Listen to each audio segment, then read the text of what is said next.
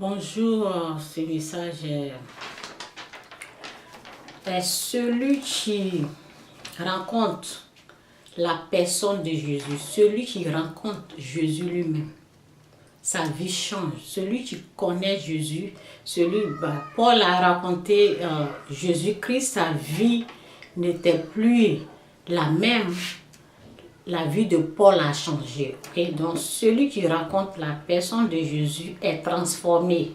Okay? Sa vie sur cette terre devient comme la vie de Jésus. Okay? Donc, celui qui raconte Jésus.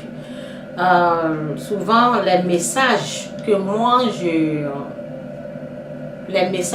j'amène souvent, ce que je dis, le monde ne peut pas recevoir ce que j'enseigne, ce que j'ai connu, mon expérience.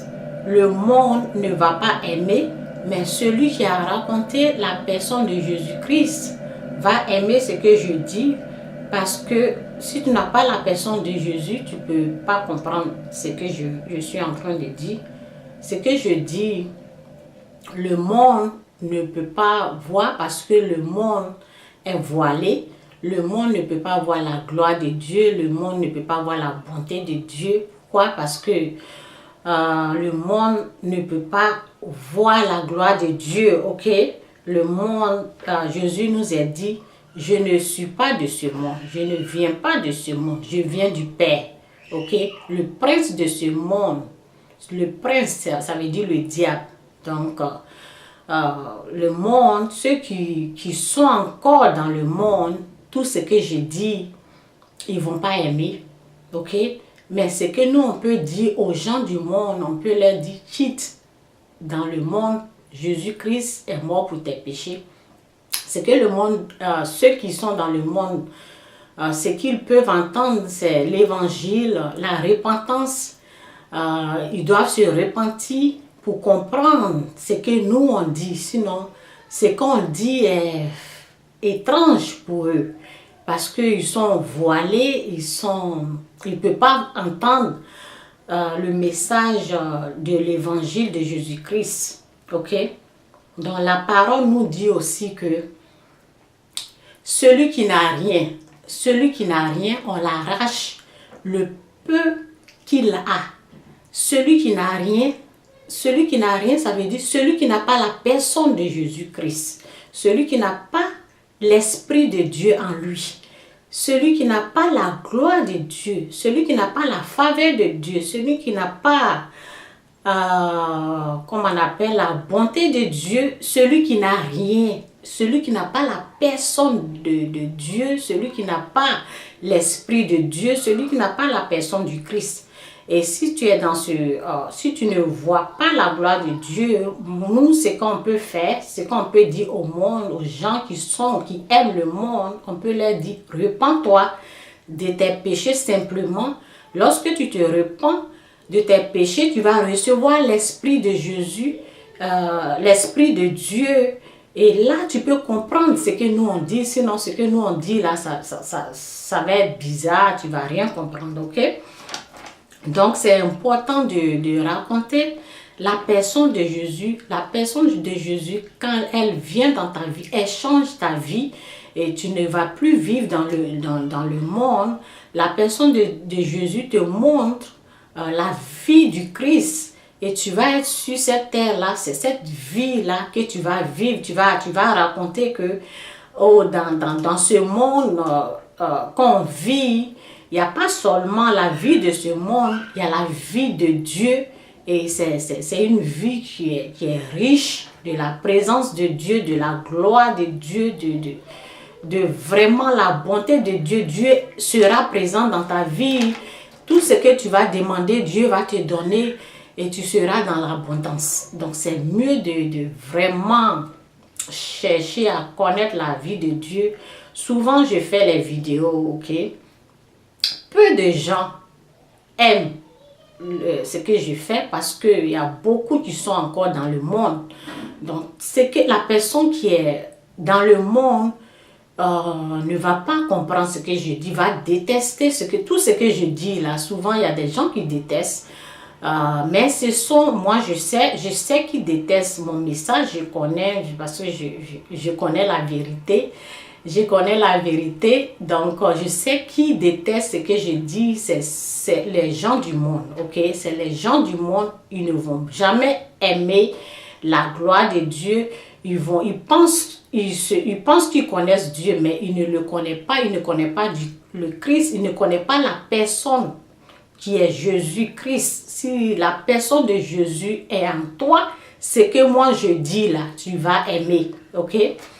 Donc, c'est un peu ça. La parole dit que celui qui n'a rien, celui qui n'a pas l'Esprit de Dieu, celui qui n'a pas la personne de Dieu, lorsqu'il reçoit quelque chose, ça veut dire que lorsqu'il reçoit la parole prêchée, lorsqu'il reçoit l'évangile, la parole, la puissance, la gloire de Dieu, celui qui n'a rien, qui n'a pas la personne de Jésus, on l'arrache le peu qu'il a. Pourquoi on l'arrache? Parce qu'il n'a pas le Christ. Il n'a pas, comme on appelle, le roc. Il n'a pas bâti sa maison sur le roc. Donc, il est vide. Il n'y a pas Dieu. Dieu n'est pas dans sa vie. Donc, c'est ça qui fait que l'ennemi peut venir lui voler. Donc, souvent, il y a plein de messages qui circulent. Il y a les gens qui peuvent dire Amen. Ils peuvent sauter de joie lorsqu'ils entendent la parole. Ils peuvent dire Alléluia. Ils peuvent dire gloire à Jésus. Ils peuvent dire Jésus. Mais la personne de Jésus, ils ne l'ont pas encore reçu. Ils n'ont pas encore raconté Jésus-Christ. Donc, c'est ça qui fait que lorsque l'ennemi vient qu'il ne voit pas Jésus dans ta vie, il ne voit pas la personne de Jésus dans ta vie, il ne voit pas l'Esprit de Dieu, alors l'ennemi est capable de venir te prendre le peu qu'on t'a donné, comme la parole vivante.